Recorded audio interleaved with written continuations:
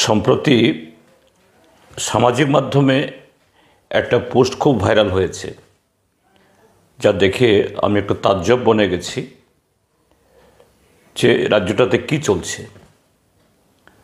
ঘটনা সম্ভবত গতকাল অথবা পরশু দিনের। একজন যুবক, তার নাম যা এখানে বেরিয়েছে, এই শানু মালাকার।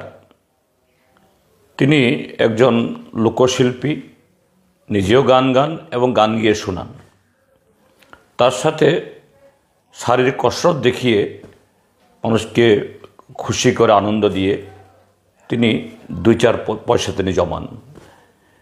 এবং সেই পোস্টের মাধ্যমেই এবং যে পোস্টটা ভাইরাল হয়েছে সেখানে যে নানা মানুষের কমেন্ট, সে অর্থ তিনি যা সংগ্রহ করেন নিজের জন্য খরচ করেন না, এটাও গরিব দুঃখী বা দুস্থ তাদেরকে বিলিয়ে দেন, সমাজসেবা তো করেন।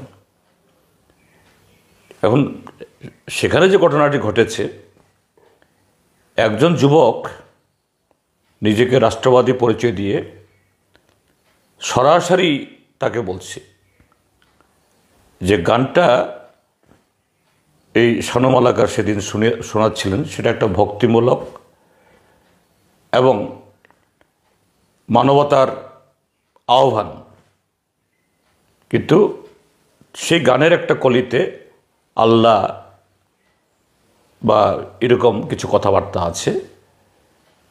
কেন আল্লাহর নাম নেবে? কেন আরেকটা ধর্মের আরাধ্য সেরকম ব্যক্তিকে তার জয়গান করবে? এটা ভারতবর্ষ, আর আল্লাহ মানেই হলো বা যে ধর্মের অনুসারী তারা জেহাদি। ভারতের মাটিতে এরকম গান গাওয়া যাবে না। এবং তাকে প্রায় বর্তমান সময়েতে এই সাম্প্রদায়িক শক্তি যেরকম একটা সম্প্রদায়কে হুমকি দেয়, পাকিস্তানে চলে যাও, ভারতবর্ষে থাকতে পারবে না, এটা নির্দিষ্ট কোনো একটা সম্প্রদায়ের দেশ, অসংখ্য লোকের সামনে এইভাবে তাকে হুমকি দিয়ে যাচ্ছে, প্রায় মারমুখী। সম্ভবত এটা ভিডিও ক্লিপে দেখা যায়নি, কিন্তু কয়েকটা পত্রিকাতে উঠেছে, তার উপর দৈহিক আক্রমণ হয়েছে।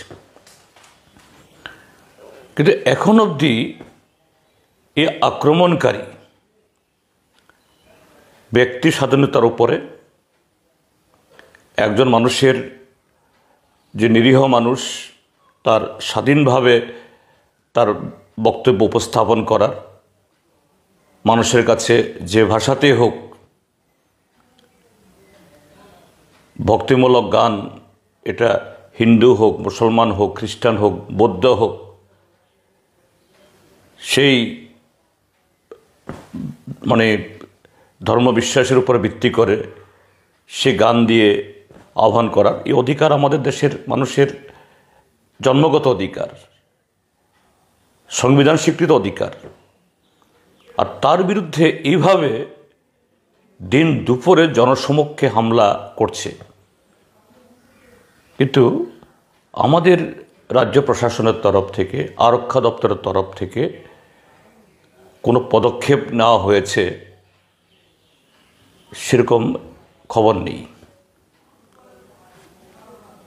পত্রপত্রিকায় দেখছি যে কোনো একটা সংগঠনের লোক, তথাকথিত সনাতনী নাম দিয়ে কিছু লোক কারো বিরুদ্ধে একটা মিছিল করলেই, কারো বিরুদ্ধে একটা থানাতে অভিযোগ করলেই, যে আমাদের রাজ্যের মধ্যেও এই পহেলগামের ঘটনার পরে, ওয়াকফ সংশোধনী বিল পাস হওয়ার পরে যারা এইভাবে মানুষের অধিকারের কথা বলেছেন, পুলিশ তাদেরকে নানা ধারায় গ্রেপ্তার করে লকআপে নিক্ষেপ করে,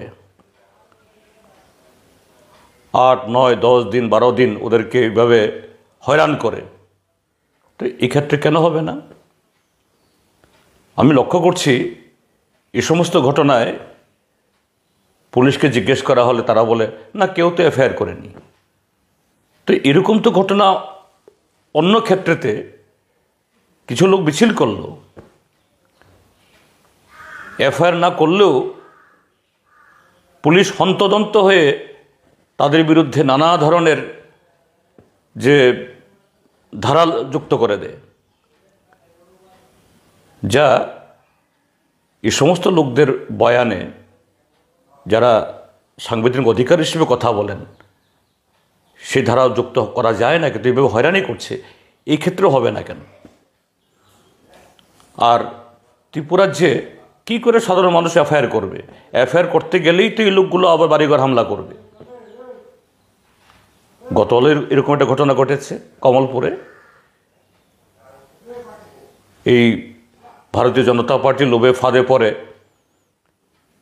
দীর্ঘদিন বিজেপির লাইনে হেঁটেছে, নানা রকম অকাম কুকামের সাথে লিপ্ত হতে বাধ্য হয়েছে, বাইক বাহিনীর সদস্য হয়েছে, কিন্তু নিজের থেকে ভুল বুঝে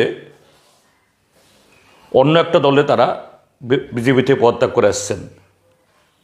আর গতকালই রাত্রেবেলা তার বাড়িতে আক্রমণ হয়েছে, আবার তার বিরুদ্ধে এরকম মিথ্যা মামলা দিয়ে তাকে গ্রেপ্তার করানো হয়েছে।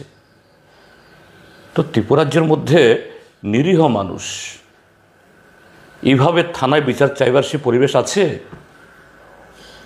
সে আইনের শাসন আছে? আমি স্বনির্বদ্ধভাবে আমাদের রাজ্যের বর্তমান পুলিশ প্রশাসন, তার মাথায় একজন